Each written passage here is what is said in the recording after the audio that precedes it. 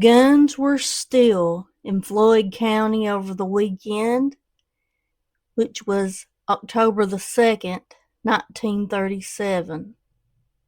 And the story hit the Floyd County Times October the 7th on a Thursday, 1937.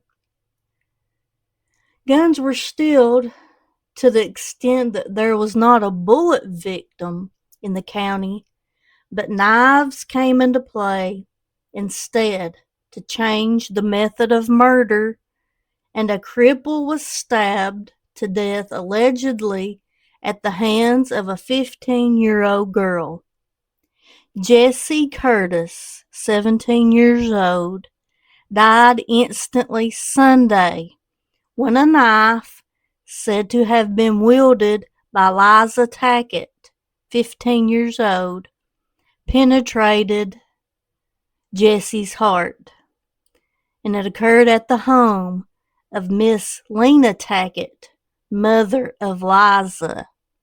The mother and daughter and Rosabelle Hall, 15 years old, were jailed late Sunday by Deputy Sheriff Elson Kendrick and Constable Ep Lafferty, and remained in jail as this was written Wednesday morning, pending preliminary hearing on their connection in the slaying. Liza Tackett was quoted at the county jail here as saying that she killed Curtis when he attempted to assault her on the porch of her mother's home. Rosabelle Hall said Jessie struck Miss Tackett with his crutch. Another report received here says that young Jessie Curtis became enraged when, after he had been at the Tackett home only a few minutes, the girls began teasing him about a girl, and that he chased the Hall girl, brandishing a crutch. The victim was the son of Thurman Curtis, whose whereabouts are unknown. His mother resides at Jump, and Jump is located on 122 between Drift and McDowell and Hunter.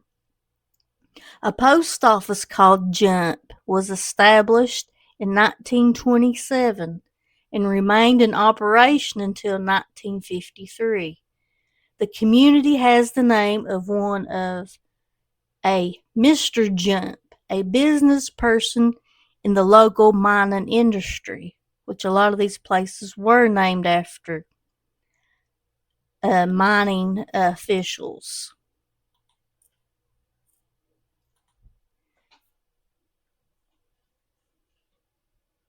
His mother resides at Jump. They don't know where the father was at the time. He had been a cripple since falling beneath the train. This is talking about Jessie. He fell beneath the train at Jacks Creek, Kentucky, 7 years ago. Must have been when he was 10 years old. Besides his parents, he is survived by 3 brothers, Lonnie, Floyd, and Amos, one sister, Alice, all at home.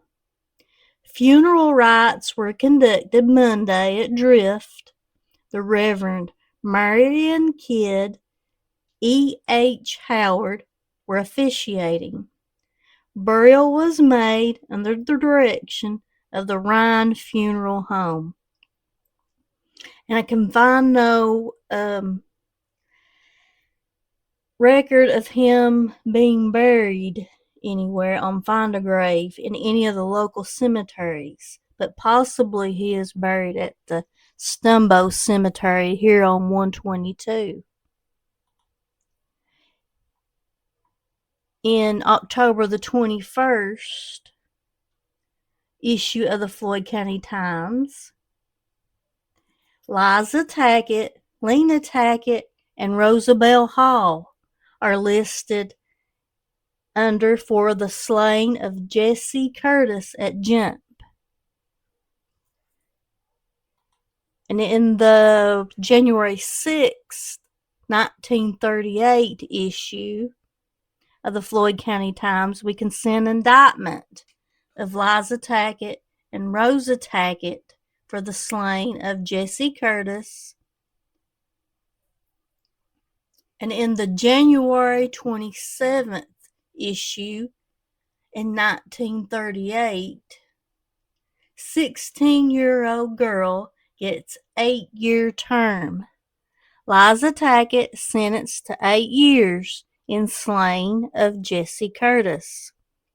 After a speedily moving trial here Tuesday, a Floyd Circuit Court jury meted out an 8-year prison sentence to a young Liza Tackett, about 16, for her part in the slaying of crippled 17-year-old Jesse Curtis near Jump, October the 3rd.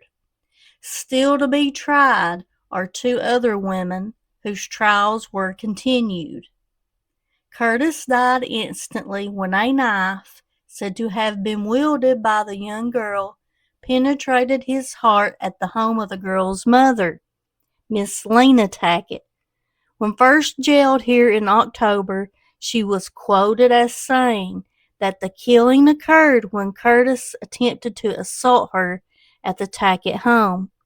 The victim was the son of Thurman Curtis, whose whereabouts are unknown.